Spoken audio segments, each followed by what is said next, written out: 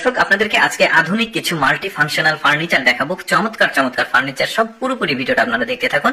যেমন এই ফার্নিচারটাকে দেখুন, দুইজন মানুষ বসতে পারবে, আবার একজন মানুষও বেড হিসেবে ব্যবহার করতে পারবে। দেখতে পাচ্ছেন দারুণ কিন্তু ফার্নিচারটা। তারপরে এইটা দেখুন, ওই একটা খাট, এখানে ড্রয়ার সিস্টেম আছে, নিচে স্টোরেজ ক্যাপাসিটি আছে, তারপরে এখানে একটা সিঁড়ি আছে। দেখুন এই সিঁড়িটা এমন আন্ডারগ্রাউন্ড একটা সিঁড়ি করেছে, দারুণ লাগছে দেখতে, কিন্তু কেউ বুঝতেই পারবে না নিচে একটা সিঁড়ি আছে। তারপরে এখানে একটা বেলকনি আছে, দেখতে পাচ্ছেন দারুণ, মানে ফোল্ডিং বেলকনি, দেখতে এত চমৎকার লাগছে। তবে এগুলো কিন্তু ফার্নিচার দিয়েই তৈরি আর কি, ফার্নিচার হিসেবে ধরে। তারপরে এই ফার্নিচারটা দেখুন, এত চমৎকার মাল্টি ফাংশনাল বেড হবে, আবার এটাকে ফার্নিচার তৈরি করছে, বেশ চমৎকার। এই যে চেয়ারটা দেখলেন, তারপরে এইটা টেবিলটা দেখুন, একটা টেবিলের মধ্যে কতগুলো ফাংশনস আছে। তারপরে এইটা দেখুন, রান্নাও করা যাবে এর মধ্যে, বেশ চমৎকার। তারপরে এইটা দেখুন, একটা গোল টেবিল বিভিন্ন ভাবে তৈরি করা, মানে ফোল্ডিং করা যাবে। এটা দেখুন দারুণ, মানে প্রতিটা ফার্নিচার কিন্তু এক এক রকম ডিজাইন স্টাইল দেখাচ্ছে, দেখতে পাচ্ছেন।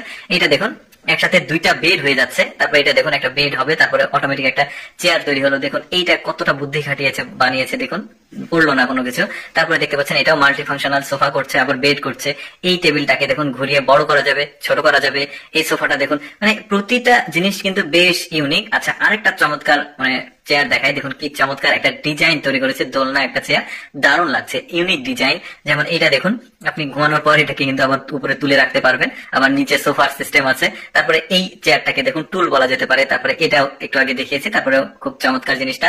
এই টেবিলটাকে দেখুন ফোল্ডিং করে ঘুরিয়ে রাখলো। এই খাটটাকে দেখুন, একটু এক্সপেন্সিভ খাট, ভেতরে মাল্টি ফাংশনাল রয়েছে, কত কিছু চিন্তা করে দেখুন একটা খাটের মধ্যে ঘুমানোর একটা জিনিস কত চমৎকার ভাবে ওরা বুদ্ধি খাটিয়ে বানিয়েছে। দেখুন এটাও বেশ চমৎকার, একটা বেড সোফা করে ফেললো, দারুণ। কিন্তু এই টেবিলটা দেখুন কত বুদ্ধি খাটিয়ে বানিয়েছে তারা, কোনো কিছু করছে না। তারপরে এই দেখুন বাচ্চাটার একটা, এই টুলটা দেখুন একের মধ্যে মানে পাঁচটা টুল একত্রিত করে।